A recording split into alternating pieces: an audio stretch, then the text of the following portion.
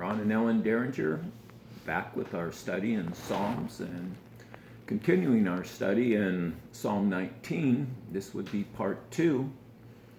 And again, I would extend God's grace to you and hope that you've been receiving his peace.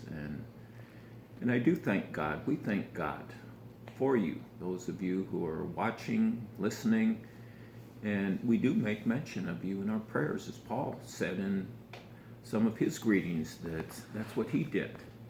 And last week, as we looked at Psalm 19 and finished up, kind of tied together the end of Psalm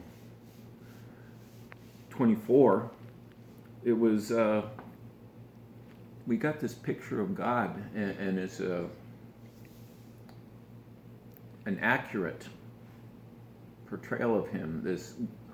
David posed the question, who is the Lord of glory? And he answered it and said, he is the Lord of hosts. And we see this God of creation in the very first part of Psalm 19. The heavens declare the glory of God. And we see this multifaceted God.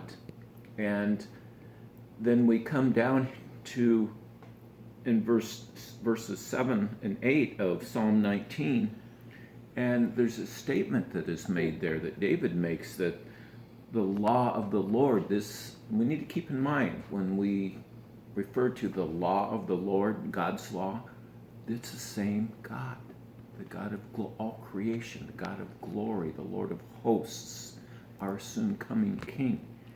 He's all of those things. And he says here, and in many other places, the law of the Lord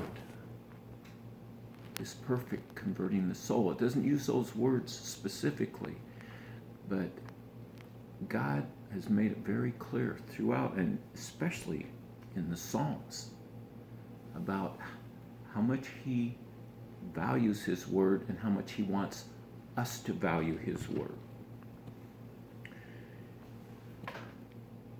Verse 7 and 8, the law of the Lord is perfect, converting the soul. The testimony of the Lord is sure, making wise the simple. The statutes of the Lord are right, rejoicing the heart. The commandment of the Lord is pure, enlightening the eyes. And we could go on with some, but we're going to look at these 2 verses, probably more 7 than 8 for now, but his creation is ordered and planned and purposed. God is not a God of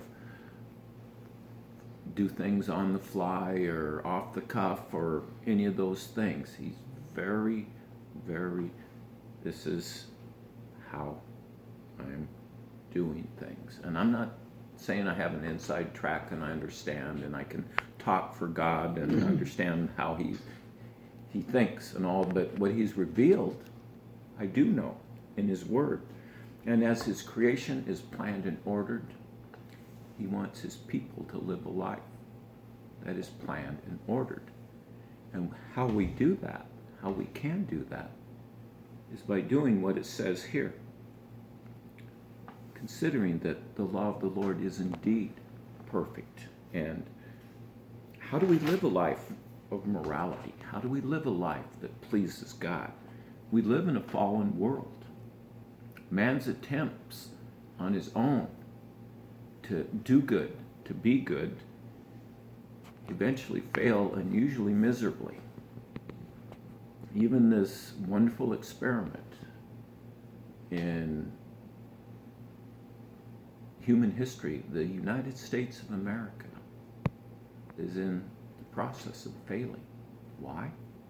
Not because the election turns out the way it turns out, but because this nation is turning its back on God as a nation. Not everybody, obviously, but a nation ordained by God, miraculously began, instituted, and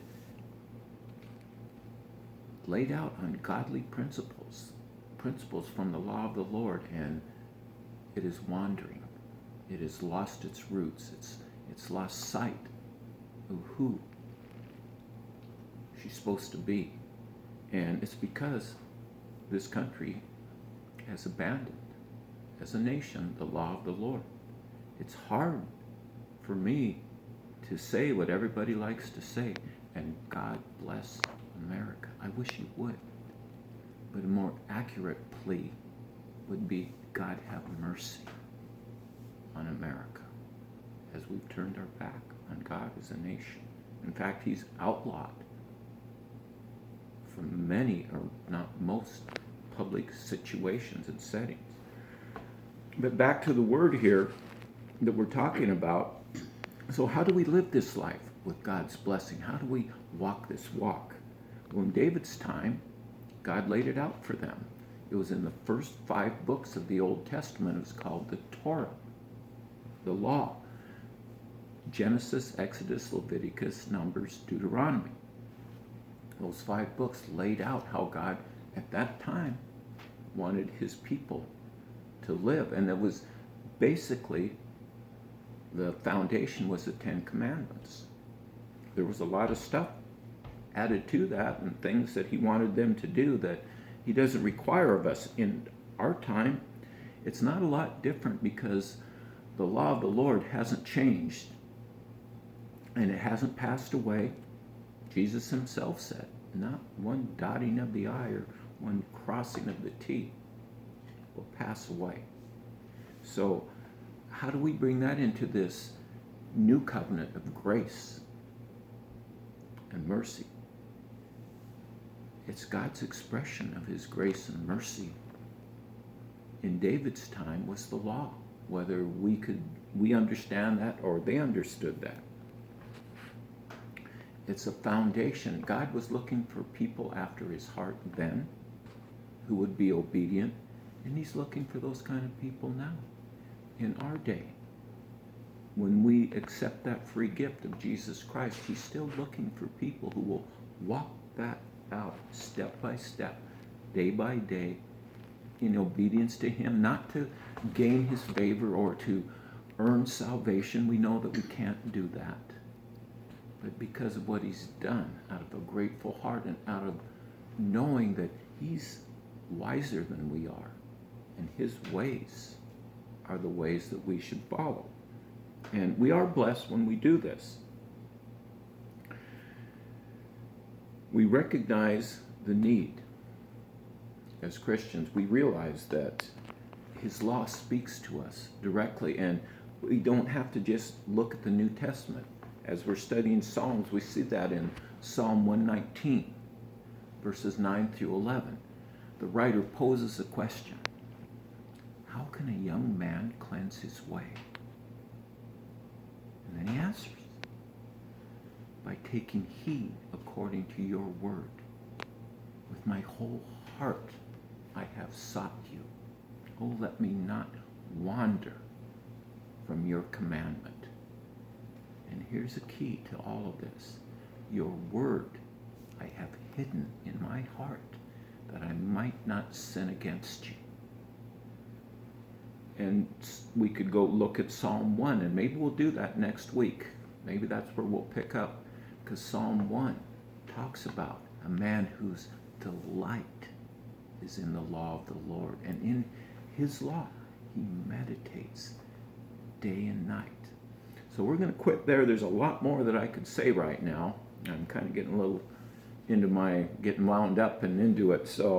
But time-wise, I don't like to run too long in these videos. Next week, we'll pick up here in verses 7 and 8 again of Psalm 19, and we're going to talk more about this wonderful gift that God has given to us, his law, his words, his statutes, his commandments. That's all for this week. Take care and God bless.